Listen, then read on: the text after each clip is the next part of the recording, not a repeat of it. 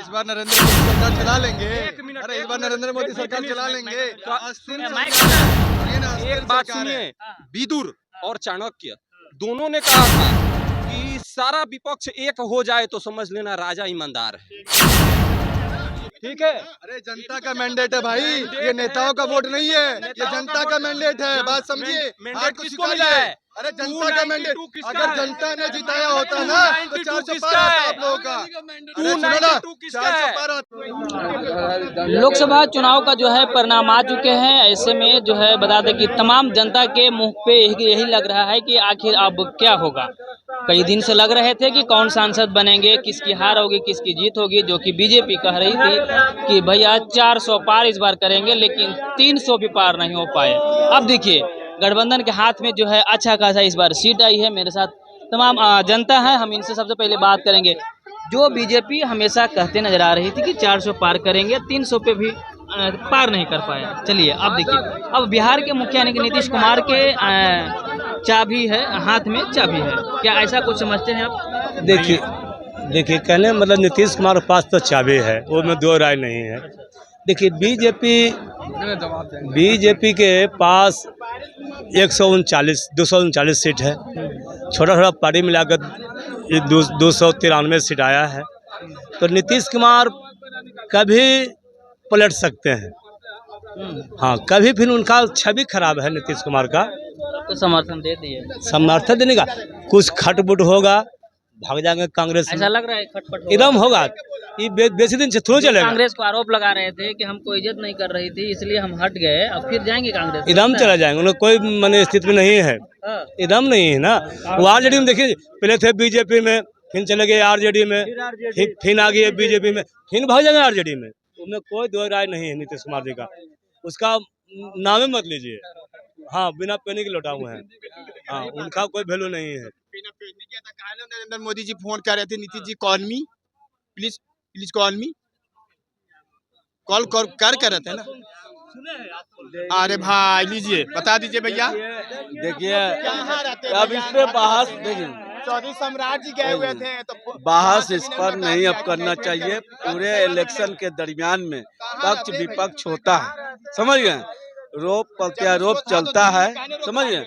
मामला है जिसको भी जनादेश दिया है देश की जनता ने, जनादेश का सम्मान करना चाहिए और हमारा भारत उन्नति की ओर कैसे बढ़े इस पर सभी को गौर करना चाहिए। अब मामला आरोप प्रत्यारोप करने का नहीं है। जनता ने जो जनादेश दिया है 2024 में लोकसभा के दरमियान में, इलेक्शन के दरमियान में, सभी को सम्मान करना चाहिए, वह सत्ता पक्ष हो या विपक्ष हो। अब शिक्षा पर, स्वास्थ्य पर, बेरोजगारी पर, अर्थव्यवस्था पर, बढ़ते बेलगाम महंगाई पर आपको कैसे कम हो, हमारा देश डेवलपमेंट कैसे करे, इस पर आपको बात करना होगा। रोप प्रत्यारोप का दौर अब नहीं है। अब हिंदुस्तान के अर्थव्यवस्था कैसे सुधरे इस पर सभी को गौर करना। और दूसरा बात, सबसे बात है कि डॉक्टर राजेंद्र प्रसाद इसी बिहार से वह राष्ट्रपति बने थे, समझ गए। तो गौरव की बात थी। आज कहीं न कहीं एक बार फिर बिहार किंग मेकर के रूप में उभरा है वह नीतीश कुमार। बीजेपी का जो कॉन्फिडेंस था हम 400 लाएंगे ही लाएंगे, उस कॉन्फिडेंस का मामला ये है ना कि वो जनता को बरगला रहे थे वहाँ पर। तो जनता बरगलाने से आपके झांसे में नहीं आने वाला था। जनता ने उसको साबित किया वहाँ पर। अब क्या मामला है ये समझ लीजिए ना। अब दौर है सरकार बनाने का, उसमें किंग मेकर के रूप में हमारे माननीय नीतीश कुमार जी हैं और चंद्रबाबू नायडू हैं। तो कहीं ना कहीं बिहार को एक बार फिर आपको आज़ादी के बाद आज प्राइम मिनिस्टर झलक रहा है बिहार से। तो एक मौका है, मौका को चूकने नहीं दें और प्राइम मिनिस्टर के लिए आप आगे बढ़े। लोग आपके लिए स्वागत करने के लिए तैयार है। फिर कह रहे नीतीश जी किसी और पार्टी को धोखा दे इस बार। नहीं, धोखा देने का सवाल नहीं है। बिहार को विशेष राज्य का दर्जा मिले, अब तो आसानी से नहीं मिल जाना चाहिए। अब प्राइम मिनिस्टर हो जाएंगे तो हो जाएगा, विशेष पैकेज भी हो जाएगा। आप जो चाहिएगा वही नहीं होगा। जिस स्टेट को चाहिएगा वो स्टेट उन्नति की ओर जाएगा। तो मामला यह है कि अब प्राइम मिनिस्टर के दौर में है बिहार, इसको कहीं ना कहीं सभी आदमी को गौर करना चाहिए और बिहार पीछे ना हो। माननीय नीतीश कुमार जी को इस पर सोच विचार करना आवश्यक है। चलिए, आप क्या कहेंगे, बीजेपी के कॉन्फिडेंस देखते हैं या जो आरक्षण वाले जो मुद्दा, जो तमाम जो इंडिया गठबंधन के जो नेता है, जो जहां भी जनसभा करते थे, जहां भी जनता से मिलते थे, तो एक ही बात कहते थे कि भैया अगर सरकार अगर एनडीए की बनती है तो आरक्षण की जो मुद्दा है वो आपको छीन हो जाएगा। तो क्या इस मुद्दा को लेकर के देखते हैं कॉन्फिडेंस को, जो बीजेपी नहीं के देखिए, 400 आरक्षण तो पार? 400 पार का नारा किस लिए दिया गया पता आपको? एग्जाम जब होता है तो बच्चा का गार्जियन भी सोचता है कि मेरा बेटा टॉप करे, अचीव करने के लिए दिया गया 400 पार का नारा। क्यों 300 भी नहीं हुआ? 240 लाया ना भैया अकेले, और 240 पूरा मिल के भी नहीं लाया, पूरा मिल कर भी 240 नहीं लाया, और 240 मोदी है। हम लिख के दे देते कि हाँ मोदी है तो मोदी है, बस कोई नहीं है मोदी के अलावा कोई नहीं प्रधानमंत्री बन जाएगा। हम लिख आपको लग रहा है कि नीतीश कुमार चल जाएंगे इंडिया गठबंधन में, तो क्या इंडिया गठबंधन में प्रधानमंत्री बन जाएंगे? कोई बोलता है कि अति इंडिया बनेगा तो नंबर लिख लो, आज जितना के साथ आना है 20,000 50,000 के हमसे लगा लो। हाँ, सरकार एनडीए के ही बनेगी, सरकार एनडीए के ही बनेगी, ओकरे बने मोदी जी तीसरी बार वही बनेगा, वही बनेंगे, मोदी जी बनेंगे, लिख के रख लीजिए। और नीतीश कुमार भी समर्थन देंगे और नायडू भी समर्थन देंगे, लिख के रख लीजिए। सब देगा। ये पोस्टर पटना में कई जगह लगा चुके हैं। क्या नीतीश जी तो समर्थन दे ही चुके, पोस्टर लगा ही चुके पटना में।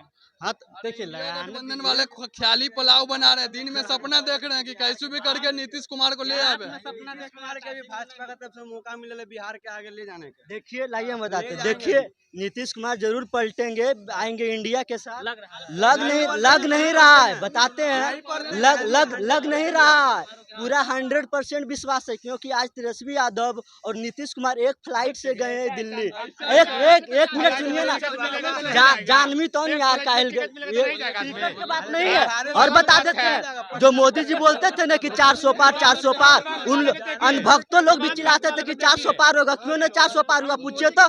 भारत की जनता जाग चुकी है, भारत की जनता जाग चुकी है कि हिंदू मस्जिद के नाम पे वोट नहीं देंगे। अब शिक्षा की बात करेंगे, रोजगार की बात करेंगे, अर्थव्यवस्था की बात करेंगे, तब अब रोजगार मिलेगा मोदी को। मोदी सिर्फ मस्जिद और मंदिर के नाम पे वोट अब नहीं मिलेगा। अब भारत की जनता जाग चुकी है। ऐसी ला दिया अयोध्या का सीट हार जाने को क्या कहेंगे? देखिए कुछ तो कामियां होगी, ऐसा बात थोड़ी है। मैनेजमेंट में, बूथ मैनेजमेंट में भी कमी होगी, ऐसा थोड़ी है। जो मान लीजिए हर एक लोकसभा में हर एक तरह का मुद्दा रहता है, कहीं एंटी इनकमेंसी रहती है, सांसद के खिलाफ पब्लिक में गुस्सा रहती है, ये भी हो सकता है वहाँ पे एंटी इनकमेंसी हुआ। हम तो यही कहेंगे कि मौका मिल गया नीतीश कुमार और लालू और नीतीश से पहचाना जाता है बिहार में। एक बेर मौका मिल गया नीतीश कुमार, बिहार को नाम रोशन करो और पीएम बन करके पूरे भारत को, राजा और गरीब को जो है आनंद विकास करो। इतनी कम साल में इतने बार मुख्यमंत्री बने, इससे नाम नहीं हुआ पूरे देश में? नहीं, पीएम बन जाएंगे तो पूरे भारत में बिहार का नाम होगा। कौन बना है? तो नीतीश कुमार, बिहार के नीतीश कुमार पीएम बने हैं। इसलिए मौका नीतीश कुमार को नहीं छोड़ना चाहिए। राहुल मौका दे रहा है, आ करके मिल जाना चाहिए और पीएम बन जाना चाहिए। हमारा यही दुआ। चंद्रबाबू नायडू और कर्नाटक वाले, हाँ, और वो दोनों बातचीत हो चुका है पीएम और बनने के लिए। लेकिन इंडिया का लेकिन बनना चाहिए, क्योंकि नीतीश कुमार के मौका है कि भारत का एक बिहार का और वो भी नालंदा जिला का बनना चाहिए प्रधानमंत्री।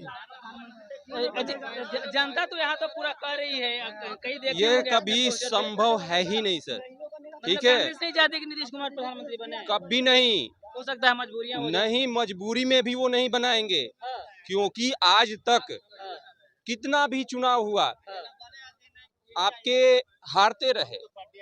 कौन? जो राहुल गांधी हैं, हारते रहे। अभी भी नाम मात्र के अध्यक्ष खड़गे जी हैं, नाम मात्र के। वो क्या देश चलाएंगे?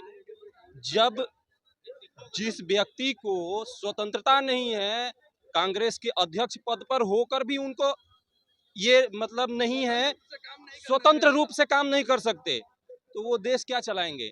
और कहा एक बहुत पुरानी बात है, रणनीतिक बात है कि इस बार नरेंद्र मोदी सरकार चला लेंगे। अरे इस बार नरेंद्र मोदी सरकार चला लेंगे। अस्थिर सरकार है। सुनिए ना, अस्थिर एक बात सरकार है। सुनिए, विदुर और चाणक्य दोनों ने कहा था कि सारा विपक्ष एक हो जाए तो समझ लेना राजा ईमानदार है। ठीक है, अरे जनता का मैंडेट है भाई, ये नेताओं का वोट नहीं है, ये जनता का मैंडेट है। बात समझिए। मैंडेट किसको मिला है? अरे जनता का मैंडेट, 292 किसका अगर है? जनता ने जिताया होता ना तो 400 पार होता आप लोगों का। अरे सुनो ना, 292 किसका 400 है? पार होता। अगर जनता का मैंडेट ठीक है, तो 400 पार 292 होता। किसका है? ये चीज को 292 किसका है?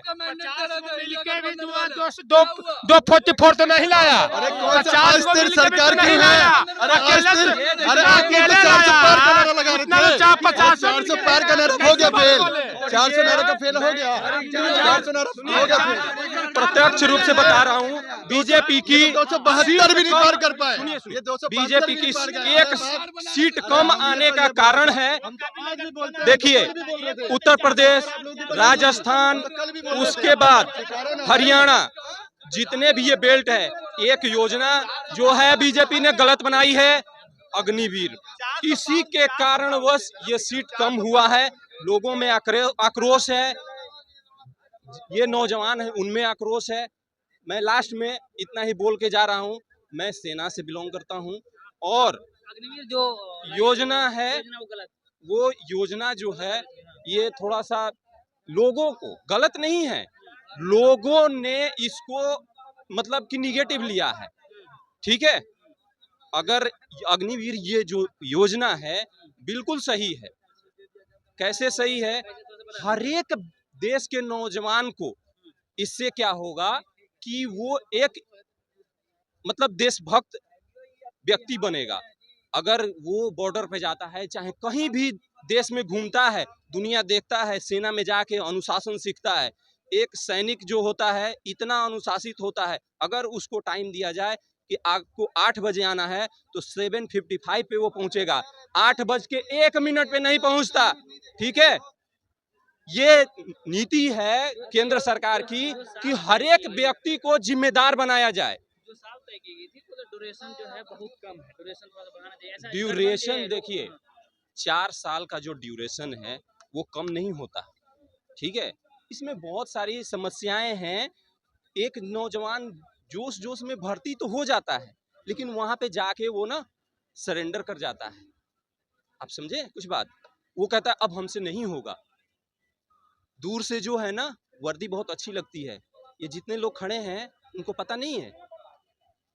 जब ऑक्सीजन जहाँ पे कम है ना, मैं जहाँ पे अभी हूँ गलवान में, ठीक है, वहाँ पे आपको बता देता हूँ ऑक्सीजन की कमी है। जब वहाँ पे जवान जाते हैं ना तो सोचते हैं कि अब हमको नौकरी नहीं करनी है। बड़ी मतलब भरे हुए मन से जब छुट्टी काट के जब नौजवान जाता है ना वहाँ से, और परिवार को छोड़ के जाने को मन नहीं करता, फिर भी जाता है। किस लिए जाता है? अनुशासन और देश की इज्जत की बात होती है। ठीक है, और जब वही नौजवान 4 साल नौकरी करके आएगा, जब यहाँ पे भी वो अनुशासित रहेगा और गांव समाज के लोगों को बताएगा कि नहीं, देश में जो है ये लोग फ्री का रेवड़ी वाला शासन चलाना चाहते हैं। ये यहाँ पे लोग खड़े हैं, मैं बोल रहा हूँ कि इस व्यक्ति को किसी भी व्यक्ति को 8,500 रुपया महीना आप दे दीजिएगा, वो काम करेगा? वो तो सोचेगा कि फ्री में हम खाते रहें, कभी वो काम नहीं करना पसंद करेगा। ठीक है, तो मैं इतना ही अपना मतलब की बात कह के और चल रहा हूँ। धन्यवाद, आपने इतना मौका सारा दिया मुझे। Thank you.